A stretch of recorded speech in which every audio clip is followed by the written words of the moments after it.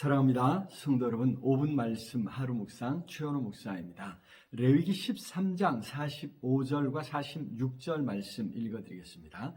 나병 환자는 옷을 찢고 머리를 풀며 윗입술을 가리고 외치기를 부정하다 부정하다 할 것이요 병이 있는 동안은 늘 부정할 것이라. 그가 부정한즉 혼자 살되 진영 밖에서 살지니라. 아멘. 자, 레위기 13장은 나병에 관한 말씀입니다. 오늘날 한센병으로도 불리지요. 그런데 여기서는 한센병만이 아니라 전염성 있는 모든 질병에 대한 말씀으로 보아야 할 것 같습니다.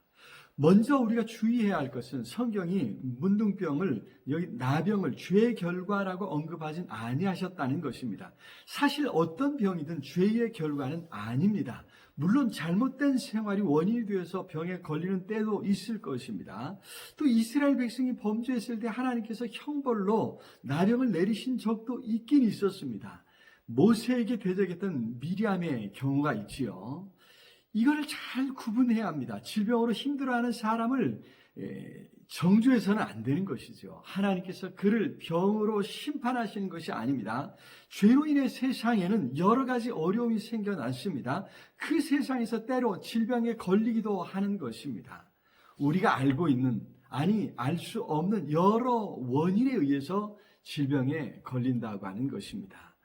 요한복음 9장 1절 이하에서 예수님이 이것을 분명히 언급하셨습니다. 그때 예수께서 길을 가실 때 날 때부터 맹인된 사람을 보신지라 했습니다.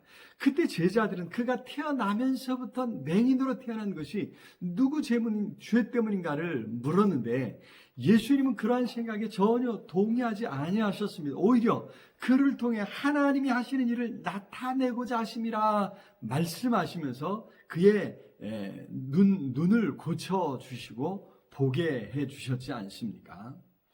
하나님은 우리가 어떤 질병에 걸렸든지 그로 인해 고통당하는 것을 절대 기뻐하지 아니하십니다. 죄의 결과로, 하나님을 떠난 결과로 생명이 아니라 온갖 질병과 불행을 당하는 것이 일상이 되고 말았을 뿐입니다. 오히려 하나님께서는 그러한 세상을, 인류를 그냥 내버려 두지 아니하셨지 않습니까? 친히 찾아오셔서 질병으로 고통당하는 사람들을 고쳐주셨습니다. 특히 나병 환자가 찾아왔을 때 그의 몸에 손을 대면서까지 깨끗하게 고쳐주셨습니다. 그 상처받은 마음까지도 어루만져 주려고 힘쓰셨던 모습을 우리가 잊지 말아야 되는 것이죠. 자, 그렇다면 여기서는 하나님께서 왜 나병으로 고통당하는 사람을 배려해 주시지 않고 공동체에서 격리시켜서 진영 바깥에서 따로 살게 하셨을까 하는 것입니다.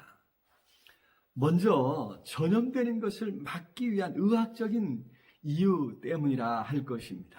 그래서 나병으로 확진된 사람을 진영 바깥에서 따로 살도록 하셨던 것입니다. 악성 피부병의 전염으로부터 공동체를 보호하시기 위한 것이었습니다.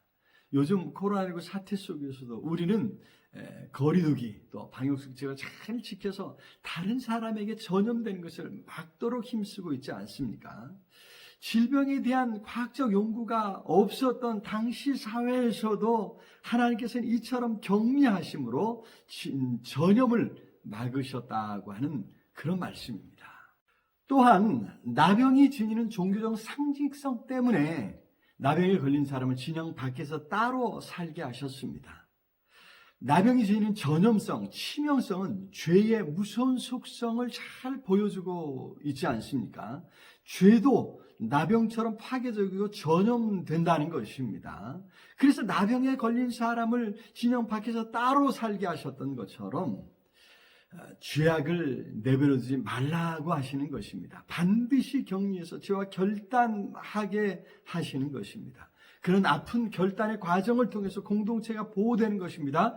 죄를 그냥 내버려두면 공동체를 혼란에 빠뜨리고 결국엔 공동체가 무너지는 것입니다. 반드시 끊어버리는 청산한 결단을 통해서 공동체를 지킬 수 있고 또 하나님의 거룩하심을 드러낼 수 있기를 바랍니다. 사랑해 주님 참으로 감사합니다. 나병과 같은 전염병 속에서 특별히 코로나19 사태 속에서 우리를 지켜주시고 이 사태가 속히 진정되게 해 주시옵소서. 나병과 같은 죄악이 우리 속에 있지 않은가를 잘 살펴서 단절하고 끊어버리고 또 멀리하는 결단의 시간들 되게 하여 주시옵소서. 예수 그리스도 이름으로 기도드리옵나이다. 아멘. 아자, 오늘도 우리 주님 안에서 승리하시길 기도합니다. 사랑합니다.